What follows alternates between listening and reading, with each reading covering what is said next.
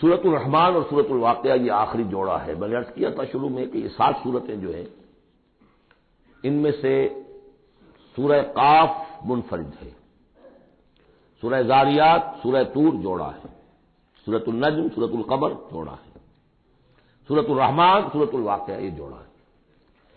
یہ جوڑا بڑا عجیب ہے۔ قرآن مجید کی یہ 2 صورتیں ایسی ہیں کہ نبوت، رسالت، وحی، ان تینوں کے ذکر سے بالکل خالی، ذکر ہی نہیں۔ ہر صورت کا اپنا ایک مزاج ہے، اپنی ایک خاص شان ہے اس میں۔ اور دوسرے یہ کہ سورہ رحمان جو ہے یہ واحد صورت ہے پورے قرآن میں جس میں مسلسل خطاب جنوں اور انسانوں سے متواتر ہو رہا، پیرلل۔ ویسے تو یہ کہ یہ بات میں عرض کر چکا ہوں کہ جنوں میں کوئی نبی نہیں، ان میں روح نہیں ہے، روح آدم میں پھونکی گئی تھی، اور چونکہ ریسیپینٹ آف وحی از روح تو ان کے ہاں وحی نہیں ہے، لہذا وہ بھی جو انسانوں میں رسول آئے ہیں انہی کی ہدایت کے پیرو رہے۔ ان میں سے جو اچھے لوگ ہیں، جو نیک لوگ ہیں، وہ ایمان لائے، جس کی ایک مثال ہمارے سامنے آ بھی چکی ہے۔ وہ جنات تھے، حضرت موسیٰ پر ایمان رکھنے والے تھے، تورات کے ماننے والے تھے، اور ان کا گزر ہوا، قرآن انہوں نے سنا، وہ ایمان لے آئے، اور پھر جا کر وہ اپنی قوم میں تبلیغ شروع کر دی۔ تو گویا کہ قرآن مجید میں جب یا ایھا الناس کہا جاتا ہے تو اگرچہ انسان مراد ہیں، لیکن یہ کہ انہی کے تابع خطاب جو ہے وہ جنات سے بھی ہے، لیکن اس صورت میں اس کو کھول دیا گیا۔ باقی یہ اسی پر قیاس کرتے ہیں، پورے قرآن کو سمجھیے کہ پورے قرآن کے مخاطب انسان بھی ہیں، جنات بھی ہیں، لیکن یہاں صرف یہ کہ اس کو ایک ایک قدم کے اوپر تسنیہ کا صیغہ، فَبِأَيِّ آلَاءِ رَبِّكُمَا تُكَذِّبَانِ فَبِأَيِّ آلَاءِ رَبِّكُمَا تُكَذِّبَانِ یا معشر الجن والانس، اے انسانوں اور اے جنات کی جماعتوں، جو کھل کر جو ہے صراحت کے ساتھ جو ہے انسانوں کے ساتھ جنات کا ذکر اور ان سے خطاب، تو صرف اس ایک صورت میں پورے قرآن مجید میں۔ ایک اور بات یہ ہے کہ اس میں 2 جنتوں کا تذکرہ ہے، اور سورہ واقعہ میں بھی ایسا ہی ہے۔ ان دونوں میں ترتیب عجیب ہے مضامین کے اعتبار سے، جس کو کہ آپ مرر امیج کہتے ہیں۔ آج کل مکان بہت سے بنتے ہیں ایسے کہ بالکل مرر امیج ہوتے ہیں کہ یوں لا کے ملا دیے تو ایک جیسے ہوں گے۔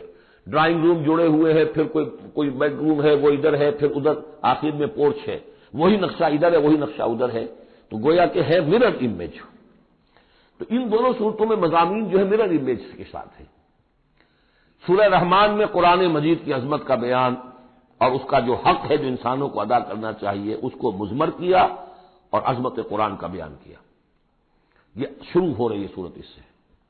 سورہ واقعہ میں وہ آخر میں آئے گا قرآن کی عظمت کا بیان، اور جو لوگ کہ اس کا حق ادا نہیں کرتے ان کا انجام۔ پھر اس میں اس کے بعد جو ہے پہلے ذکر ہے اہل جہنم کا، اور اس کے بعد ہے 2 طرح کی جنتوں کا، 2 درجے ہیں اہل جنت کے، لیکن وہاں کیا ہے؟ پہلے تذکرہ ہے دو کامیاب گروہوں کا، اور پھر آخر میں تذکرہ ہے جہنمیوں کا۔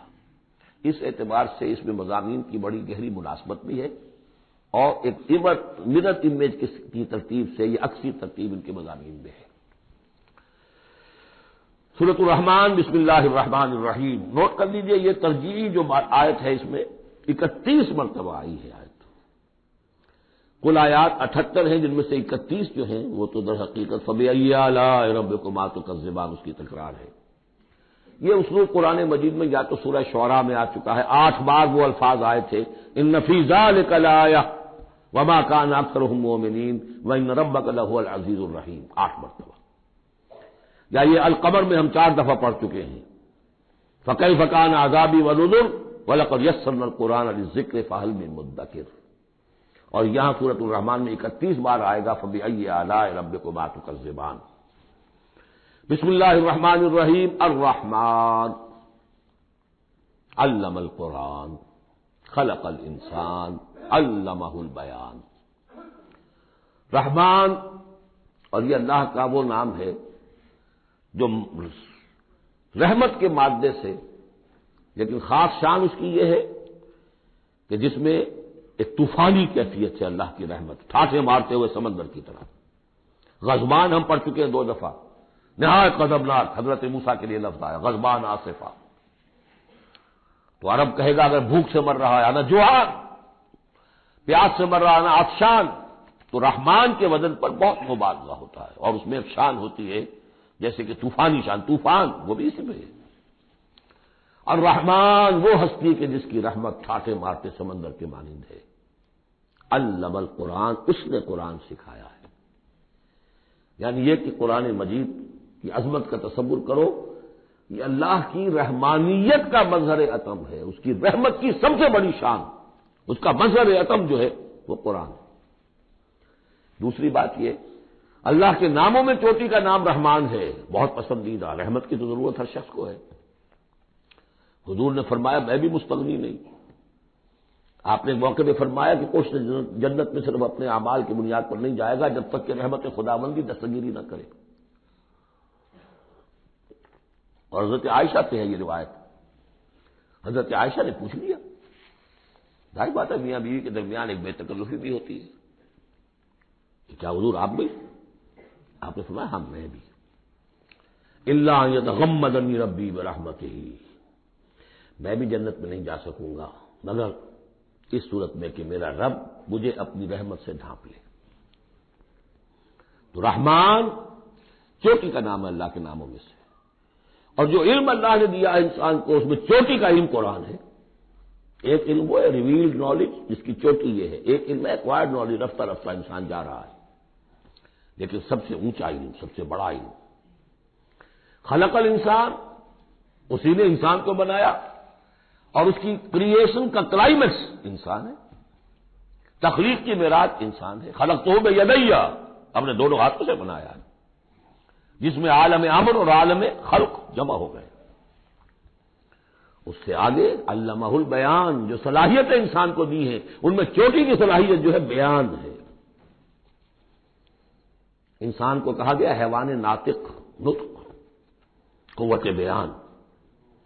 اور یہ بات ہمیں معلوم ہے کہ یہ جو انسان کا جو برین ہے، ظاہر بات ہے گوریلاز میں بھی ہے، چمپینزیز میں بھی ہے، اور بھی حیوانات کے اندر بھی ہے، گھوڑے کا بھی برین ہے، لیکن یہ برین جیسے جیسے رفتہ رفتہ لوئر اینیمل سے اوپر آپ آ کر دیکھتے ہیں، ہائیسٹ انسان کے اندر آ کر اس کا جو گرے میٹر ہے، وہ جو ہائیسٹ ایوالوڈ فارم ہے، اس میں مختلف ایریاز ہیں۔ یہ ویژن کا ایریا ہے، آنکھ سے جو انفارمیشن جا رہی ہے وہ پھر ڈسائفر ہوتی ہے گرے میٹر کے اس پچھلے حصے کے اندر، ہیئرنگ ایریا ہے۔ لیکن سب سے بڑا رقبہ جو ہے وہ ہے اسپیچ سینٹر، اور اس کے دو حصے ہیں، دوسرے کی بات سننا اور سمجھنا، پھر اپنی بات کہنا، یہ دو ایسپیکٹس ہیں اس کے۔ تو اسپیچ سینٹر، اس میں دونوں چیزیں آ جائیں گی، کلام کا فہم اور پھر کلام کو دوسروں تک پہنچانا۔ تو علمہ البیان، اللہ نے صلاحیتیں تو اور بھی دی انسانوں کو بہت سی، آنکھ بھی دی، کان بھی دیا، لیکن یہ آنکھ اور کان تو حیوانات میں بھی ہے، بلکہ بعض حیوانات کی بصارت ہم سے کہیں زیادہ آگے ہے۔ بعض حیوانات وہ ہیں کہ جنہیں روشنی کی بھی ضرورت نہیں دیکھنے کے لیے، بغیر اندھیری میں بھی دیکھتے، ہم تو اندھیرے میں نہیں دیکھ سکتے۔ اس طرح کان، گھوڑے کا کان جو ہے اس کے کان کھڑے ہو جاتے ہیں اینٹنا کی طرح سے، اگر کہیں سے آہٹ ہو، جب یہ اب تک گھوڑ سوار نے کچھ نہیں دیکھا، سنا ہے، جب ذرا سی آہٹ کہیں کی گھوڑے نے سن لی۔ اس حوالے سے باقی چیزیں جو ہیں ان میں تو یہ کہ علیحدہ علیحدہ گنا جائے گا تو صلاحیتیں باقی شاید انسان سے بہتر بھی دوسرے حیوانات میں ہیں۔ سونگنے کی صلاحیت کتے میں جتنی ہے ہمارے پاس تو 1/100 بھی نہیں۔ حیوانات میں سونگنے کا ایریا جو ہے وہ بہت بڑا ہوتا ہے برین کے اندر، وہ سونگ کر چیزوں کو اندازہ کرتے ہیں کھانے کی ہے کہ نہیں ہے۔ لیکن انسان کے ہاں آ کر ہائیسٹ لیول آف برین میں یہ اسپیچ سینٹر ہے۔ اب یہ جو 4 آیتوں سے 3 جملے بنے، الرحمن آیت 1 ہو گئی لیکن جملہ تو نہیں بنا، الرحمن مبتدا ہے، علم القرآن خبر ہے، جملہ اب بنا، تو جملے 3 ہوئے، الرحمن علم القرآن خلق الانسان علمہ البیان۔ اس کو جو ریشو پروپورشن کا قاعدہ ہوتا تھا نسبت و تناسب کا حساب میں، ارتھمیٹک میں 3 ویلیوز دی گئی ہیں، چوتھی تلاش کرو، چوتھی ویلیو اس میں کیا ہے جو مضمر ہے، چھپی ہوئی ہے۔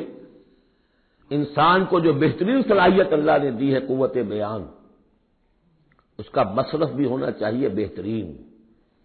اس کا بہترین مصرف یہ ہے کہ قرآن سمجھو اور سمجھاؤ، قرآن پڑھو اور پڑھاؤ۔ جیسے کہاوت ہے کہ توپ اس لیے نہیں بنتی کہ اس سے مکھیاں ماری جائیں، اسی طرح اتنی بڑی صلاحیت جو تمہیں اللہ نے دی ہے، اسی صلاحیت کو وکلا استعمال کرتے ہو، جو اچھا آرگو کر سکے اس کی فیس بڑھتی چلی جاتی۔ ڈیماگوگ کوئی لیڈر ہے، بڑی اچھی تقریر کر سکتا ہے، وہ بڑھنے مارنے پر جو ہے مجمع کو آمادہ کر دے گا، لوگوں کو آمادہ کر دے گا، وہ اپنی گردنیں کٹوا دیں گے، لیڈر بن جائے گا۔ تو یہ صلاحیت جو اس لیے نہیں ہے کہ تم دنیا میں لیڈریاں اپنی بناؤ اس کے ذریعے سے، اس کا مصرف کیا ہے؟ قرآن سمجھو اور سمجھاؤ۔ یہ ہے بیان، اللہ کا بیان۔ اس بیان کو سمجھنا، پہلے تو اسپیچ سینٹر کا وہ حصہ جو ہے اس کو سمجھے، اور پھر اسپیچ سینٹر کا جو دوسرا جو حصہ ہے وہ اس کو بیان کرے۔ چنانچہ اس کو کھول کر بیان کر دیا محمد رسول اللہ صلی اللہ علیہ وسلم نے۔ حدیث ہے آپ کی جس کے راوی ہیں عثمان ابن عفان۔ دیکھیے نام کے اندر بھی وہ قافیہ مل رہا ہے، الرحمن علم القرآن خلق الانسان علمہ البیان عن عثمان ابن عفان۔ اب عفان کے بیٹے عثمان نے روایت کیا، حضور نے فرمایا خیرکم من تعلم القرآن وعلمہ، اور خیر یہاں پر سپرلیٹو کے سنس میں آ رہا ہے، تم میں بہترین لوگ وہ ہیں جو قرآن سیکھیں اور سکھائیں۔ اب سورہ قمر کے فوراً بعد یہ وَلَقَدْ يَسَّرْنَا الْقُرْآنَ لِلذِّكْرِ فَهَلْ مِن مُّدَّكِرٍ الرحمن علم القرآن خلق الانسان علمہ البیان الشمس والقمر بحسبان۔ یہ سورج اور چاند سب ایک حساب کے ساتھ ہیں، ان کی گردش حساب کے ساتھ ہے، اسی حساب سے دن بن رہے ہیں، راتیں بن رہی ہیں، ہفتے اور سال اور مہینے بن رہے ہیں۔ والنجم والشجر یسجدان، نجم جو ہے تو ستارے، سورج اور چاند کے مناسبت سے تو اس کے لیے ستارے کی مفہوم ہے، لیکن نجم جو عربی زبان میں جھاڑیوں کو بھی کہتے ہیں جو زمین میں ہوتی ہیں، کیونکہ یہ ستارے بھی زمین میں اتنے نظر آتے ہیں جیسے کہ جھاڑیاں ہوں۔ تو النجم والشجر یسجدان، شجر کے حوالے سے اگر ترجمہ کرتے ہیں تو وہ جھاڑیاں، یہ بھی سجدہ کرتے ہیں، اللہ کے سامنے سربسجود ہوتے ہیں، ان کے سائے جیسا کہ کئی دفعہ آ چکا ہے۔ والسماء رفعها ووضع الميزان، اور آسمان کو اس نے بلند کیا اور اس میں رکھے ترازو۔ یہاں اس سے مراد وہ ترازو نہیں ہے جو کہ تولتی ہے دنیا کے اندر، اس میں بیلنس ہے، کاسمک بیلنس۔ آسمان اور زمین کے اندر، آسمان میں جتنے اجرام سماویہ ہیں، ان کو جو چیز تھامے ہوئے ہے، قائم رکھے ہوئے ہے، وہ ایک بیلنس ہے۔ جو کشش ثقل ہے، ان کی مختلف، یہ سب ایک دوسرے کو کھینچ رہے ہیں، اور ادھر ادھر سے دونوں طرف سے جو کھینچ ہے وہ ہر کرے کو اپنی جگہ پر رکھے ہوئے ہیں۔ یہ بیلنس جب ذرا سا گڑبڑ ہوگا اور یہ کرے آپس میں ٹکرا جائیں گے، فاصلے بھی کہیں تو ہوتا ہے conversely proportional to the distance, لہذا وہ جو گریویٹیشنل فورس ہے، اگر ایک طرف سے ذرا فاصلہ کم ہو گیا، اس کا مطلب دوسری طرف بڑھ گیا، تلپٹ ہو جائے گا۔ تو یہ کاسمک بیلنس ہے۔ وَالسَّمَاءَ رَفَعَهَا وَوَضَعَ الْمِيزَانَ أَلَّا تَطْغَوْا فِي الْمِيزَانِ، دیکھو اس میزان میں، اس توازن میں، یہ جو بیلنس ہے یہاں کا، اس میں کوئی کمی بیشی نہ کرو، بد زیادتی کرو۔ وَأَقِيمُوا الْوَزْنَ بِالْقِسْطِ وَلَا تُخْسِرُوا الْمِيزَانَ، اور قائم رکھو وزن کو قسط کے ساتھ، عدل کے ساتھ، اور اس کے اندر کہیں کوئی کمی نہ کرو، نہ تطغوا نہ تخسروا، نہ کمی نہ زیادتی۔ کہیں فاصلہ بڑھ جائے گا تب بھی خرابی، کہیں فاصلہ کم ہو جائے گا تب بھی خرابی۔ والارض وضعها للانام، الفاظ کی مناسبت سے بعض لوگوں نے سمجھا کہ ترازو ہی مراد ہے، تو ٹھیک ہے، اس میں کوئی حرج نہیں ہے اگر مراد لی جائے، لیکن ترتیب دیکھیے جس طرح یہ آ رہا ہے الشمس والقمر بحسبان۔ اب اس کے حوالے سے یہ گویا کہ کاسموس کی بات ہو رہی ہے، اس کاسموس کی بات کے بعد نیچے اتر کے والارض وضعها للانام، تدریجاً نیچے آ رہے ہیں، اور زمین کو ہم نے بنا دیا، رکھ دیا لوگوں کے لیے، پست کر دیا، ان کے قدموں میں بچھا دیا اپنی مخلوقات کے لیے، اور مخلوقات میں انسان بھی ہیں، جنات بھی ہیں۔ فیہا فاکہۃ، اس میں میوے ہیں، والنخل، اور کھجوریں ہیں، ذات الاکمام، جن پر کے غلاف چڑھے ہوتے ہیں، والحب ذو العصف، اور اناج ہے جس کے ساتھ بھس بھی ہوتا ہے، والریحان، اس کے دو ترجمے ہیں، ایک تو یہ کہ اور خوشبودار پھول بھی ہے، یا یہ کہ اور دوسری غذائیں بھی ہیں۔ فَبِأَيِّ آلَاءِ رَبِّكُمَا تُكَذِّبَانِ، عام طور پر جو ترجمہ ہے اس میں آلا کا ترجمہ کیا گیا ہے نعمتیں، لیکن اصل میں یہاں نعمت قدرت ان دونوں کو جمع کیجیے۔ کہیں وہ نعمت کا تذکرہ ہے، کہیں اللہ کی قدرت کا ذکر ہے، اس کی قدرت کی نشانیاں ہیں۔ فَبِأَيِّ آلَاءِ رَبِّكُمَا تُكَذِّبَانِ، تو تم اپنے رب کی کون کون سی نعمتوں اور قدرتوں کا انکار کرو گے۔ تکذبان صیغہ ہے تثنیہ کا، دونوں سے خطاب ہو رہا ہے، انسانوں سے اور جنوں سے، اور یہ بات آگے چل کر واضح ہو جائے گی۔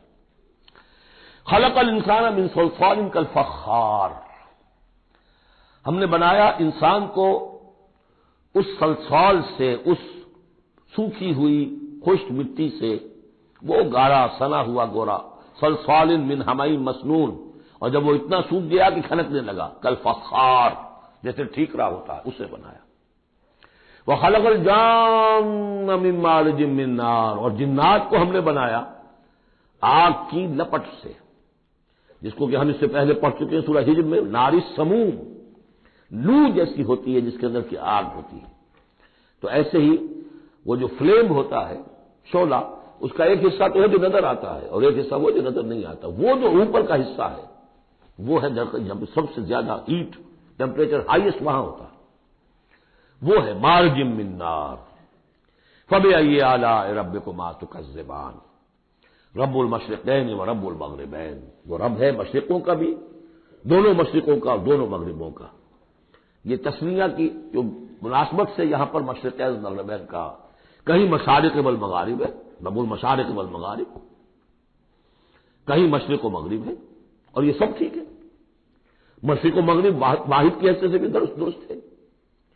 اور مشرقین اور مغربین، اس وقت کا جو مشرق ہے جہاں سورج نکل رہا ہے، اس کے مقابلے میں مغرب ہے جہاں وہ ڈوبے گا، لیکن وہی مغرب وہ مشرق ہے دوسرے ہمارا جو پیچھے جو حصہ گلوب کا اس کا مشرق ہے، اور جو ہمارا مشرق ہے وہ اس کا مغرب ہے، تو دو مشرق دو مغرب۔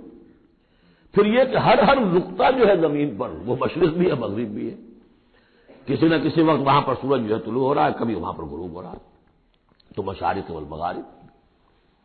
لیکن یہاں پر تسمیہ کی مناسبت سے رب المشرقین و رب المغربین، دونوں مشرقوں کا رب مالک اور دونوں مغربوں کا۔ فبأي آلاء ربكما تكذبان، مرج البحرین یلتقیان، اس نے چلا لیے دو دریا جو آپس میں ملے ہوئے بھی ہیں، بینہما برزخ لا یبغیان، لیکن ان کے مابین ایک ایسا پردہ حائل ہے کہ وہ ایک دوسرے میں گھستے نہیں ہیں، داخل نہیں ہوتے، اپنی حد کے اندر رہتے ہیں۔ یہ ہے گرم روئیں چلتی ہیں ٹھنڈے پانی کے سمندر میں، یا جیسے کہ کابل پر نظر آتا ہے دو دریا چل رہے ہیں، دریائے سندھ کا پانی علیحدہ نظر آ رہا ہے اور دریائے کابل کا علیحدہ نظر آ رہا ہے، اور یہ اٹک پر نظر آتا ہے، اور کافی دور تک پھر علیحدہ علیحدہ چلتے نظر آتے ہیں۔ فبأي آلاء ربكما تكذبان يخرج منهما اللؤلؤ والمرجان، اور ان دونوں سے نکلتے ہیں موتی بھی اور گونگے بھی۔ فبأي آلاء ربكما تكذبان وله الجوار المنشآت في البحر كالأعلام، اور اس کے لیے ہی ہے، اللہ ہی کی ملکیت ہے وہ پہاڑ جیسے جہاز، جوار المنشآت، پھر جو اونچے کھڑے رہتے ہیں اور سمندر میں ایسے ہوتے ہیں جیسے پہاڑ۔ پچھلے زمانے میں بھی تو اگرچہ بادبانی ہوتے تھے، جب بادبان کھل جاتے تھے تو بڑی اونچی اونچی جو ہے بادبان ہوتے تھے ان کے، پہاڑ کی طرح، پہاڑی ہے چھوٹی چھوٹی، اور آج جو کچھ چلتے ہیں بڑے بڑے جہاز، ان کو جو دیکھیں تو واقعی تو وہ پہاڑ ہوتے ہیں سمندر میں۔ فبأي آلاء ربكما تكذبان كل من علیہا فان، اب یہ جو یہاں آئی ہیں اب تک آیات، اللہ کی صنائی، اللہ کی قدرت نوٹ کریں گے جب ہم سورہ واقعہ پڑھیں گے۔ پہلے آیا ذکر قرآن، اس کی عظمت، اور اس کا جو ایک مضمر ہے چیز کہ انسان کو اس قرآن کی عظمت اور فضیلت کو سمجھ کر، اگر اللہ نے وہ جو شعر علامہ اقبال کا، اگر یک قطرہ خون داری اگر مجھتے پرے داری، بیا با من تو آ موزم طریق شاہ بازی را، اگر تمہارے جسم میں کوئی قطرہ خون ہے اور کوئی مٹھی بھر پر بھی تمہیں دے رکھے ہیں، اے چڑیا اے بیا، آؤ کہ میں تمہیں شاہ بازی کے طریقے سکھاؤں۔ اسی طریقے سے اگر تمہیں بولنے کی صلاحیت دی ہے اللہ نے، تو اس کا مصرف کیا ہے؟ خیرکم من تعلم القرآن وعلمہ، سمجھنے کی صلاحیت دی ہے قرآن سمجھو، بیان کرنے کی صلاحیت دی ہے بیان کرو قرآن کو۔ پھر یہ کہ اللہ تعالیٰ کی تخلیقی قوت اس کا تذکرہ ہوا۔ وہاں آپ دیکھیں گے یہ بالکل الٹی یہی ترتیب ہوگی، آخر میں قرآن مجید کی عظمت، اس سے پہلے اللہ کی تخلیقی عظمت، اللہ کے یہی جو اعلیٰ ہے، اس کے بعد اب پہلے جہنم والوں کا تذکرہ یہاں ہو رہا ہے، وہاں بعد میں ہوگا۔ فرمایا کل من علیہا فان، جو بھی ہے اس زمین پر جو بھی مخلوقات ہیں سب فنا ہونے والی ہے۔ وَيَبْقَى وَجْهُ رَبِّكَ ذُو الْجَلَالِ وَالْإِكْرَامِ، باقی تو رہے گا صرف تیرے رب کا منہ، تیرے رب کا چہرہ، جو بہت بزرگی والا ہے اور بہت عظمت والا ہے۔ اب یہ کہ اللہ کا چہرہ ہم کیا اس کو نہیں سمجھ سکتے، آیات متشابہات میں سے ہوگا۔ جو اس کا مفہوم سمجھیں گے وہ یہ ہے اللہ کی ذات باقی، باقی سب چیز اللہ تعالیٰ کے سوا سب فانی، پوٹینشلی سب فانی ہے، اپنے طور پر سب کسی کا وجود جو ہے اپنے بل پر قائم نہیں ہے۔ اللہ جب تک قائم رکھے تو در حقیقت وہ خود اپنے بل پر قائم نہیں ہے، وہ تو اللہ تعالیٰ نے ان کو قائم رکھا ہوا ہے۔ کل من علیہا فان، اللہ باقی من کل فان، اللہ ہی باقی ہے، باقی تمام فانی ہے۔ وَيَبْقَى وَجْهُ رَبِّكَ ذُو الْجَلَالِ وَالْإِكْرَامِ فَبِأَيِّ آلَاءِ رَبِّكُمَا تُكَذِّبَانِ يَسْأَلُهُ مَنْ فِي السَّمَاوَاتِ وَالْأَرْضِ، جو بھی ہے آسمان اور زمین میں وہ سب اس کے در کے سوالی ہیں، اسی سے مانگ رہے ہیں۔ وجود بھی ملا ہے اسی سے، حیات کسی کے پاس ہے دی ہوئی ہے اسی کی، کوئی صلاحیت ہے تو دی ہوئی ہے اسی کی، کوئی ذہانت ہے تو دی ہوئی ہے اسی کی، روز کا رزق جو آ رہا ہے اسی کا عطا کرنا، ہر ایک سائل ہے۔ جو سورہ محمد میں ہم نے پڑھا کہ تم سب فقراء ہو واللہ هو الغنی وانتم الفقراء، تم سب کے سب محتاج ہو، تمہارا وجود مستعار، تمہاری حیات مستعار، تمہیں علم جو دیا اس نے دیا جتنا دیا، ولا یحیطون بشیء من علمہ الا بما شاء، تو تمہاری کیفیت یسألہ من فی السماوات والارض، اسی سے مانگتا ہے جو بھی ہے آسمانوں میں اور زمین پہ۔ کل یوم ہو فی شان، وہ ہر دن ایک شغل میں ہے، اس کی ایک مصروفیت ہے۔ یہاں میرے نزدیک اشارہ ہے اسی بات کی طرف، یدبر الامر من السماء الى الارض ثم یعرج الیہ فی یوم کان مقدارہ الف سنۃ مما تعدون، تدبیر امر ہے، ایک دن کی تدبیر وہ کرتا ہے، کیا کچھ خواہد کہ وہ ایک دن اس کا 1000 سال کا ہے، اس میں کیا کیا ہونا ہے، کس طرح سے ہونا ہے، پھر وہ احکام کی تنفیذ ہوتی ہے، پھر اس کی رپورٹ ہے، اس کو واپس جاتی ہے۔ تو کل یوم ہوا فی شان، وہ کوئی ایک یوں سمجھیے کہ کوئی اسٹیٹک کوئی حقیقت نہیں ہے، خود اس کی مصروفیات، کل یوم ہوا فی شان، نئی شان کے ساتھ اس کا ظہور ہوتا ہے۔ کل یوم ہوا فی شان فبأی آلاء ربکما تکذبان سنفرغ لکم ایھا الثقلان، اب یہاں پر کھل کر بات کی کہ یہ تکذبان کیوں کہا جا رہا ہے، ہم جلدی فارغ ہو جائیں گے تمہارے لیے، اے دو بھاری قافلوں، اے انسانوں کا قافلہ اور اے جنات کے قافلے۔ ابھی جو ہے اس کائنات کو ہم نے چلایا ہوا ہے، ابھی مہلتیں ہم نے دے رکھی ہیں، وقت مقرر کیا ہوا ہے، اجل مسمى ہے اس کائنات کی بھی اور ہر قوم کی بھی، لکل امت اجل، ہر امت کے لیے بھی ایک اجل ہے، ہر ایک فرد کی اجل ہے، وہ سب ہے، لیکن عنقریب ہم فارغ ہو جائیں گے تمہارے لیے، تمہیں اپنے پاس بلا دیں گے، تم سے حساب کتاب لیں گے، تم سے پوچھ گچھ ہوگی۔ فبأی آلاء ربکما تکذبان، تو اے جنات اور اے انسانوں کی جماعت، تم اپنے رب کی کن کن نعمتوں کا اور کن کن صنائیوں کا، کن کن قدرتوں کا انکار کرو گے۔ یا معشر الجن والانس ان استطعتم ان تنفذوا من اقطار السماوات والارض فانفذوا لا تنفذون الا بسلطان فبأي آلاء ربكما تكذبان يرسل عليكما شواظ من نار ونحاس فلا تنتصران فبأي آلاء ربكما تكذبان صدق اللہ العظیم۔ کیونکہ اس سے پہلے آیت آ چکی ہے سنفرغ لکم ایھا الثقلان، دو بھاری قافلے جو ہیں اللہ تعالیٰ کی مخلوقات میں سے، ایک قافلہ انسانیت اور ایک قافلہ جو جنوں پر مشتمل ہے، اب یہاں اس آیت میں، آیت نمبر 33 میں براہ راست ان سے خطاب ہے، اے گروہ جن اور اے گروہ انس، یا معاشر الجن والانس ان استطعتم، اگر تمہارے اندر استطاعت ہے، طاقت رکھتے ہو، ان تنفذوا من اقطار السماوات والارض، کہ تم نکل بھاگو آسمانوں اور زمین کے دائروں سے، کناروں سے، فانفذوا تو نکل جاؤ، لا تنفذون الا بسلطان، نہیں نکل سکو گے مگر اللہ تعالی کی سرعت کے ساتھ۔ یہ آیت مبارکہ مشکلات القرآن میں سے ہے، پوری طرح ہم شاید ابھی نہ سمجھ پائیں جب تک کہ اور ہمارا علم جو ہے کائنات کے بارے میں، کاسموس کے بارے میں اور علم بڑھ نہیں جاتا، لیکن یہ کہ عام طور پر یہ سمجھا گیا ہے کہ یہ انسان اور جن جو ہیں ایک حد تک ان کی رسائی ہے اس کائنات کے اندر، اس سے آگے نہیں، جیسے کہ آ چکا ہے، میں پہلے بھی بیان کیا ہے کہ جنات کے لیے غالباً یہ ہمارا جو سولر سسٹم ہے، یہ پورا جو ہے یہ ان کی جولان گاہ ہے، اس میں یہ جائیں جدھر جائیں چلے جائیں، اس سے آگے نہیں۔ انسانوں کا معاملہ یہ ہے کہ وہ اس کے اندر بھی جو بھی فاصلہ طے کرتے ہیں، وہ ظاہر بات ہے کہ وہ اس کے لیے مشینیں ایجاد کر کے جہاں تک جا رہے ہیں، لیکن اس پورے سولر سسٹم تک بھی ان کی رسائی ممکن نہیں ہوگی۔ لیکن یہ کہ ایک گمان میرا ہے جو میں آپ کے سامنے پیش کر رہا ہوں کہ قرآن مجید جب آسمانوں اور زمین کی بات کرتا ہے تو وہ مراد ہوتی ہے کل کائنات، کل یونیورس، اور کل یونیورس کے کناروں سے نکل بھاگنا، اس کے کیا معنی ہے؟ اس کے معنی یہ ہے معدوم ہو جانا، یعنی یہ کہ جہنم میں پڑنے والے چاہیں گے کہ ہم معدوم ہو جائیں، کاش کہ جیسا کہ ہم نے پڑھا تھا سورہ نساء میں، فَكَيْفَ إِذَا جِئْنَا مِن كُلِّ أُمَّةٍ بِشَهِيدٍ وَجِئْنَا بِكَ عَلَىٰ هَٰؤُلَاءِ شَهِيدًا، اس روز انسان چاہیں گے کہ اس طرح زمین شق ہو جائے، وہ اس میں دھس جائے اور زمین اوپر سے برابر کر دی جائے، یہ تو ہوگا یوم الحساب کو۔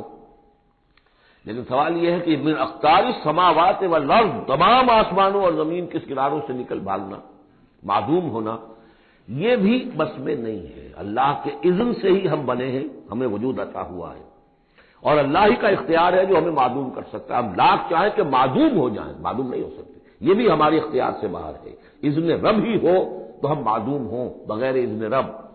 یہاں پر ویسے جو اللہ بسلطان، اللہ کا حکم، اللہ کی مرضی، اللہ کی سند، اس طرح کی کوئی بات ہے، اگرچہ عام طور پر بات وہ سمجھی گئی ہے جو پہلے میں نے بتایا، میرا گمان یہ ہے واللہ عالم، بہرحال مشکلات القرآن میں سے ہے۔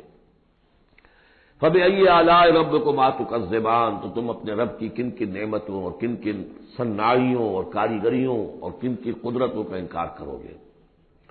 یُرْسَلُ عَلَيْكُمَا شُوَاظٌ مِّن نَّارٍ، تم پر پھینکے جائیں گے شعلے بھڑکتے ہوئے آگ کے، وَنُحَاسٌ، اور دھواں ملا ہوا، وہ آگ جس میں کہ دھواں ملا ہوا ہو، فَلَا تَنتَصِرَانِ، پھر تم بدلہ نہیں لے سکو گے۔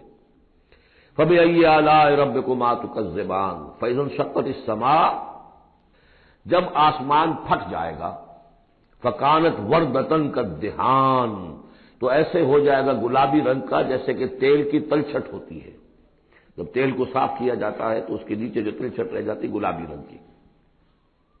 فَبِأَيِّ آلَاءِ رَبِّكُمَا تُكَذِّبَانِ فَيَوْمَئِذٍ لَا يُسْأَلُ عَنْ ذَنبِهِ إِنسٌ وَلَا جَانٌ، تو اس روز کوئی پوچھنے کی ضرورت نہیں ہوگی ان کے گناہوں کے بارے میں، نہ انسانوں سے نہ جنوں سے۔ اللہ تعالیٰ پوچھے گا، حساب کتاب بھی ہوگا، لیکن یہ کہ اپنی جگہ پر ہر ایک کے چہرے پر لکھا ہوگا اس کا انجام۔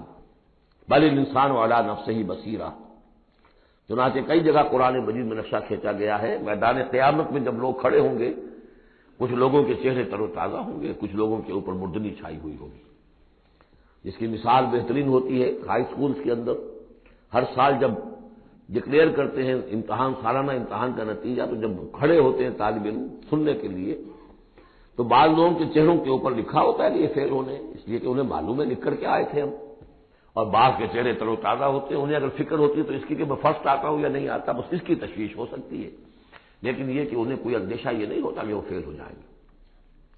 فَيَوْمَئِذٍ لَا يُسْأَلُ عَنْ ذَنبِهِ إِنسٌ وَلَا جَانٌ، اس دن پوچھا جانا ضروری نہیں ہوگا کسی سے بھی، نہ جن سے نہ ان سے، ان کے گناہ کے بارے میں۔ فَبِأَيِّ آلَاءِ رَبِّكُمَا تُكَذِّبَانِ يُعْرَفُ الْمُجْرِمُونَ بِسِيمَاهُمْ، پہچان لیے جائیں گے مجرم اپنے چہروں سے، چہرے ان کے اترے ہوئے ہوں گے، انہیں تو معلوم ہوگا۔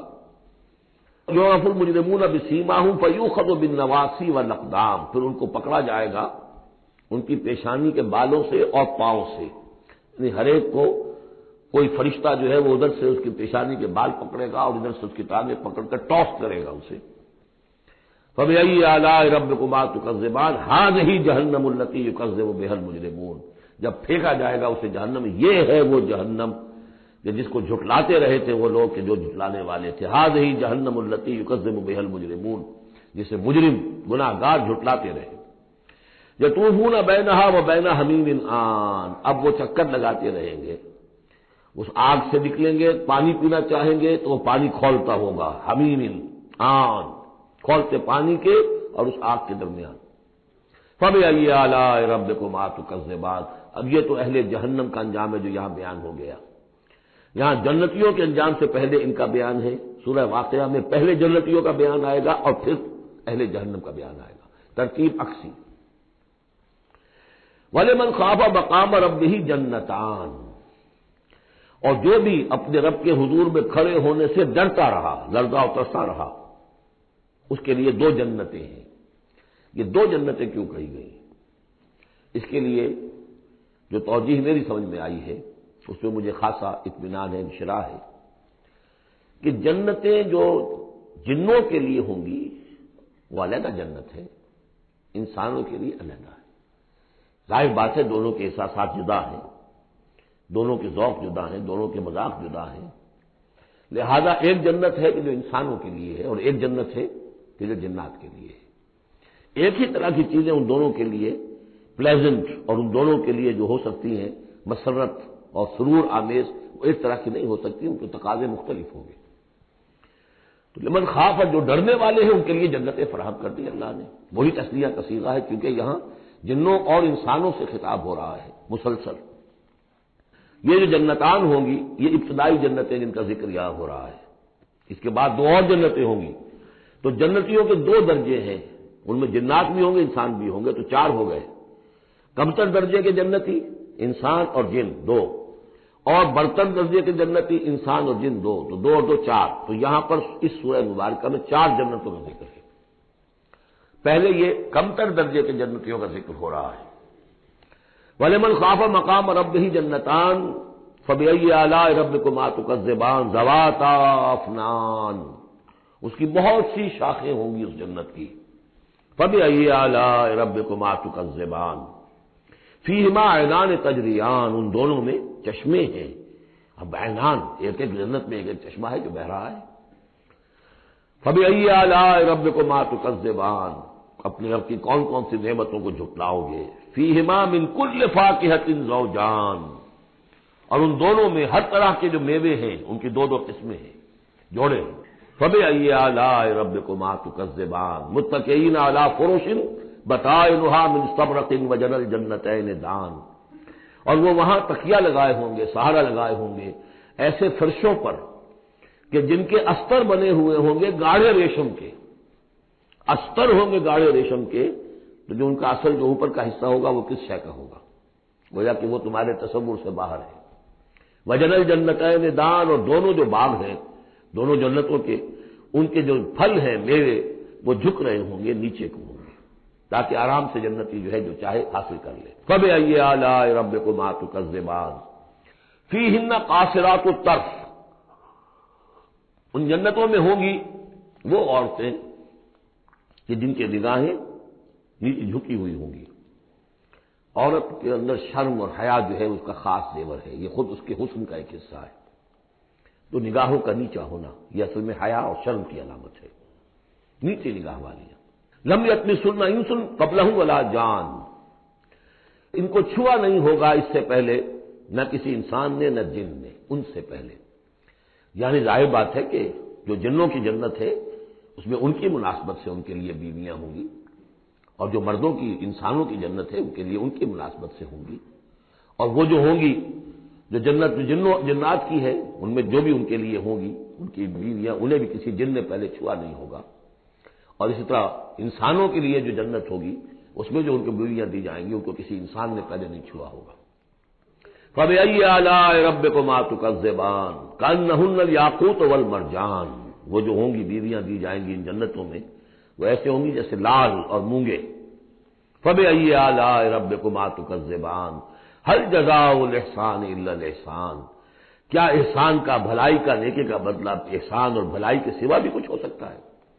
ان لوگوں نے اللہ کے لیے، اللہ کے دین کے لیے، اللہ کے احکام کی پابندی میں جو کچھ بھی انہوں نے محنتیں کی، کوششیں کی، اب ظاہر بات ہے کہ اللہ تعالیٰ کو اس کا بدلہ انہیں دینا ہے انہی صورتوں میں. وَمِن دُونِهِمَا جَنَّتَانِ، اور ان سے پرے دو جنتیں اور ہیں. اب اس میں مفسرین کے مختلف اقوال ہیں، پہلی جنتیں کن کی ہیں، دوسری جنتیں کن کی ہیں. اس لیے کہ اس کے لیے دو الفاظ جو آئیں گے سورہ واقعہ میں آئیں گے کہ ایک اصحاب الیمین ہے اور ایک مقربون ہے. ایک وہ ہے جو آگے اللہ کے بہت ہی مقرب بارگاہ ہو جاتے ہیں، اولئک المقربون، اور ایک وہ ہے کہ جو داہنے والے ہیں اور ایک ہے شمال والے. تو ایک تو ہے بنیادی، یہ گمراہ تھے، یہ جہنمی، یہ نیک تھے، اور یہ جو ہے جنتی ہیں. لیکن ایک ہے بہت آگے والے، فالسابقون السابقون اولئک المقربون، وہ لوگ جو آگے نکل جانے والے ہیں، وہ جو بلندتر نیکیوں والے ہیں، بلندتر مقامات والے ہیں. جیسے کہ سورہ توبہ میں ہم نے پڑھا تھا والسابقون الاولون من المہاجرین والانصار والذین اتبعوہم بإحسان، تو دو درجے ہو گئے تھے. تو اس طرح یہاں پر جو میرے نزدیک پہلی جنتوں کا تذکرہ جو ہے وہ در حقیقت ہے جو کم تر جنتی ہے، اصحاب الیمین. اور اب جو تذکرہ ہو رہا ہے وہ ہے جنت ان کی کہ جو مقربین بارگاہ ہے، سابقین. وَمِن دُونِهِمَا جَنَّتَانِ، اور ان دونوں کو پرے اور دو جنتیں ہوں گی. فَبِأَيِّ آلَاءِ رَبِّكُمَا تُكَذِّبَانِ، یہ بھی دو ہوں گی، ایک جنات کے لیے اور ایک انسانوں کے لیے. مُدْحَامَّتَانِ، بڑے گہرے سبز رنگ کی جنتیں ہوں گی. سبز کاہی جسے ہمارے یہاں کہا جاتا ہے، گہرا سبز، سیاہی مائل سبز، اتنی گہرا سبز ہو کہ سیاہی مائل ہو جائے. یہ میں ابھی عرض کروں گا، اس کی ایک خاص پس منظر ہے. فَبِأَيِّ آلَاءِ رَبِّكُمَا تُكَذِّبَانِ فِيهِمَا عَيْنَانِ نَضَّاخَتَانِ، اس میں دو چشمے ہیں ابلتے ہوئے. فَبِأَيِّ آلَاءِ رَبِّكُمَا تُكَذِّبَانِ فِيهِمَا فَاكِهَةٌ وَنَخْلٌ وَرُمَّانٌ، اس میں میوے ہیں، کھجوریں ہیں، انار ہیں. فَبِأَيِّ آلَاءِ رَبِّكُمَا تُكَذِّبَانِ، یہ یوں سمجھیے کہ ایک تو ہے خالص عربی ذوق اور عرب کا جو ایک خاص ماحول تھا، اور خاص طور پر عرب کا وہ علاقہ جس میں قرآن نازل ہوا ہے، حجاز، پہاڑی علاقہ ہے. اس میں جب آتے تھے چشمے اور جب بہہ جاتی تھی وادیاں تو ابلتی ہوئی پہاڑی، چونکہ چشمے جیسے ہوتے ہیں پہاڑی نالے، تو ان کے اندر جوش و خروش ہوتا ہے. اور دوسرے کہ وہاں پر جو باغات ہوتے تھے کھجور کے درخت، اور وہاں پر وہ سبزی جو رنگ ہے ان کا وہ سبزی مائل گہرا، اور اسی کے اندر پھر جو چھاؤں ہے. تو جو ان کا تصور ہے ایک عربی ذوق ہے، ایک عجمی ذوق ہے. وہ عجمی ذوق ہے جو پہلے بیان ہوا ہے، عربی ذوق ہے جو اب بیان ہو رہا ہے. فیہما فاکہۃ ونخل ورمان، اب یہ چیزیں جو ہیں یہ عرب کے اندر کھجوریں ہیں، انار ہیں. فبأي آلاء ربكما تكذبان فیہن خیرات حسان، اس میں ہوں گی بہت ہی اچھی عورتیں، نہایت خوبصورت. فبأي آلاء ربكما تكذبان حور مقصورات فی الخیام. اب یہاں حور کا لفظ آیا، پہلے میں نہیں آیا ہے. پہلے میں یہ تو آیا ہے فیہن قاصرات الطرف لم یطمثن انس قبلہم ولا جان، لیکن لفظ حور یہاں آیا ہے. اسی کو نوٹ کریں گے کہ سورہ واقعہ میں بھی ایک کے ساتھ حور کا لفظ آئے گا، دوسرے کے ساتھ نہیں. حور مقصورات فی الخیام، اب یہ بھی عرب پس منظر ہے، خیموں میں رہنے والے. وہ حوریں کہ جو خیموں میں رکی رہنے والی ہوں گی. ظاہر بات ہے کہ وہاں پر تو عام طور پر شہر بہت کم تھے پورے عرب کے اندر، حجاز کے اندر بہت کم، جو عام طور پر جو آبادیاں تھیں وہ خیموں میں رکی رہنے والیاں. وقرن فی بیوتکن ولا تبرجن تبرج الجاہلیۃ الاولی، وہ شمع محفل نہیں بنتی بلکہ وہ چراغ خانہ بنتی ہیں. حور مقصورات فی الخیام فبأي آلاء ربكما تكذبان لم یطمثن انس قبلہم ولا جان، نہیں انہیں چھوا ہوگا ان سے پہلے نہ کسی انسان نے اور نہ کسی جن نے.